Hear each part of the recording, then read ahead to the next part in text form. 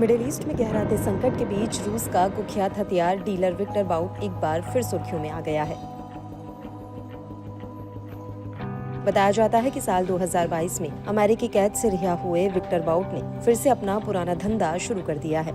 उसके हथियार तस्करी नेटवर्क के कारण उसे मर्चेंट ऑफ डेथ के नाम से भी जाना जाता है, तो वहीं कई उसे गॉडफादर ऑफ आर्म्स भी कहते हैं।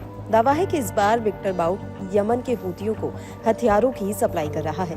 अमेरिकी अखबार द वॉल स्ट्रीट जर्नल की माने तो रूस भी पर्दे के पीछे से विक्टर बाउट का पूरा समर्थन कर रहा है।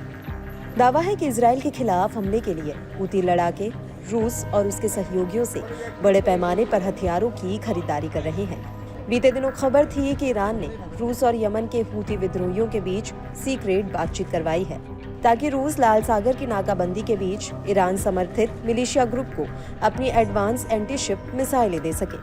दरअसल हूती लड़ाके इजराइल पर अपने हमलों को तेज धार देने के मकसद से लगातार विदेशी हथियारों का इस्तेमाल कर रहे हैं। इजराइल को डर है कि हूथियों के हाथ में अगर ऐसे हथियार लग जाते हैं तो वह लाल सागर में और खतरनाक बन सकता है।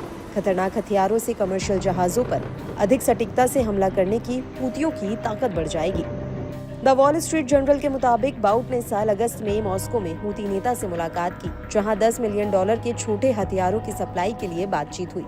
दावा है कि इस महीने की शुरुआत में शिपमेंट शुरू भी हो सकता है, जिसमें पहली 2 डिलीवरी में ज्यादातर AK-74 असॉल्ट राइफलें शामिल होने की बात सामने आई है।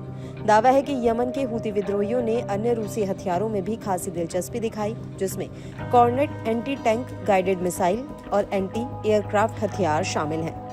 बताया जाता है कि बाउट ने अफ्रीका, मिडिल ईस्ट और अन्य इलाकों में बड़े पैमाने पर हथियारों की तस्करी की। साल 2008 में उसे थाईलैंड में गिरफ्तार किया गया और बाद में अमेरिका में दोषी ठहराया गया था। मौत के सौदागर के नाम से मशहूर विक्टर बाउट ने अफगानिस्तान से लेकर रवांडा तक में संघर्ष को हवा दी। अमेरिकी ट्रेजरी विभाग ने कहा कि बाउट के पास दुनिया के किसी भी कोने में टन भर टैंक, हेलीकॉप्टर और हथियार ले जाने की क्षमता है। हालांकि अमेरिका ने बास्केटबॉल स्टार ब्रिटनी ग्राइनर के बदले रूसी नागरिक विक्टर बाउट को रिहा किया था। वहीं विक्टर बाउट को लेकर आ रही खबरों पर रूसी सरकार ने भी पलटवार करते हुए उन रिपोर्टों को खारिज किया है, जिसमें दावा किया गया था कि कुख्यात हथियार डीलर विक्टर बाउट हूती विद्रोहियों के साथ हथियारों के सौदे में शामिल है। क्रेमलिन के प्रवक्ता ने भी प्रतिक्रिया दी है। दिमित्री पेस्कोव ने कहा कि हम इसे फर्जीवाड़े या हमारे नेताओं के खिलाफ मौखिक हमले की कोशिश की कैटेगरी में रखते हैं।